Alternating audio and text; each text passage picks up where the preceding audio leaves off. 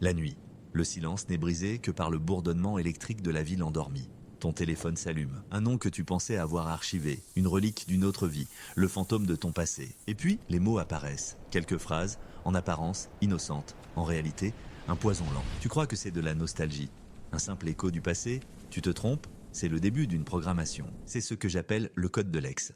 Un protocole de manipulation émotionnelle conçu pour s'assurer que tu ne sois jamais vraiment heureux, jamais vraiment libre. Ce n'est pas un hasard, c'est de la psychologie. Une attaque ciblée sur tes failles, sur l'histoire que vous avez écrite ensemble. Aujourd'hui, nous allons décrypter ce code. Nous allons exposer les 3 phrases maîtresses de cette manipulation, pour que tu puisses enfin couper les fils. Première phrase, personne ne me connaîtra jamais comme toi. Analyse. Cette phrase ne parle pas d'amour, elle parle d'exclusivité. Elle érige un monument à votre passé commun. Elle crée une prison dorée, un club exclusif dont vous êtes les 2 seuls membres, pour toujours. L'implication est terrible. Toute nouvelle personne dans ta vie n'est qu'un visiteur, un touriste. Il ou elle ne pourra jamais vraiment te comprendre. Ton partenaire actuel, il essaie de lire un livre dont ton ex a écrit le premier chapitre et en a arraché les pages les plus importantes. Cette phrase n'est pas un compliment, c'est une encre. Elle te maintient attaché à un port que tu dois quitter. Deuxième phrase, je suis tellement heureux/heureuse pour toi, même si ça me fait un peu mal. La fausse noblesse.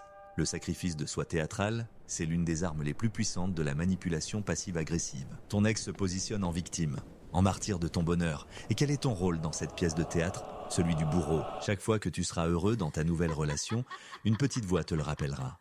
Ton bonheur cause sa souffrance. La culpabilité est une graine. Une fois plantée, elle grandit dans l'ombre. Elle empoisonne le sol de ta relation actuelle. Tu commenceras à cacher tes moments de joie, à minimiser ton bonheur pour ne pas blesser le fantôme qui te hante. Troisième phrase, si seulement les choses avaient été différentes. Ah, le grand « et si ». La porte ouverte sur un passé fantasmé. Un passé où tout a été réparé, où tous les problèmes ont disparu. Cette phrase est une évasion, une sortie de secours que ton ex te propose pour fuir les difficultés inévitables de ta relation actuelle. Un petit conflit avec ton partenaire, une journée difficile, la petite porte s'ouvre dans ton esprit. Si seulement, tu commences à comparer ta réalité imparfaite contre leur fantasme parfait et la réalité ne gagne jamais ce combat. Cette porte mentale devient la première étape de l'infidélité. D'abord émotionnelle, puis un peut-être physique. Laissez-moi vous raconter l'histoire d'Éléonore, pour que vous compreniez comment ce code opère dans la vie réelle. Éléonore était avec Marc depuis 1 an, c'était une relation saine, calme, stable. Peut-être un peu trop calme pour quelqu'un habitué au chaos. Puis Julien, son ex, a refait surface. Pas avec des déclarations d'amour, non, avec le code. D'abord, un message. Je viens de voir notre film. Personne ne rira jamais de mes blagues comme toi. Personne ne me connaîtra jamais comme toi. L'encre était jetée. Soudain, les soirées tranquilles avec Marc semblaient diaphades. La compréhension silencieuse qu'elle avait avec lui semblait incomplète. Puis vint la deuxième phrase, quand elle a posté une photo de vacances avec Marc. Je suis tellement heureux pour toi, vraiment. Ça me fait juste un peu mal de voir que tu as trouvé ce qu'on cherchait. La culpabilité, elle a commencé à se sentir égoïste. Elle a arrêté de partager son bonheur pour ne pas blesser Julien. La distance s'est installée avec Marc. Un silence froid, rempli de choses non dites, rempli du fantôme de Julien. Enfin, le coup de grâce. Après une petite dispute avec Marc, Julien a envoyé « Je ne devrais pas dire ça, mais parfois je me demande ce qui se serait passé. Si c'était la porte de sortie, le fantasme. » Une semaine plus tard, Éléonore était dans un café avec Julien, juste pour parler. Elle n'a pas trompé Marc physiquement ce jour-là, mais elle l'avait déjà quitté. Son esprit était parti à travers la porte que Julien avait si patiemment maintenue ouverte. Voilà la vérité. Ces phrases ne sont pas des souvenirs, ce sont des instructions. Des commandes dans un programme conçu pour te faire échouer. Ton ex n'essaie pas de te récupérer. Il ou elle essaie de gagner, de prouver que personne après lui ne sera jamais à la hauteur.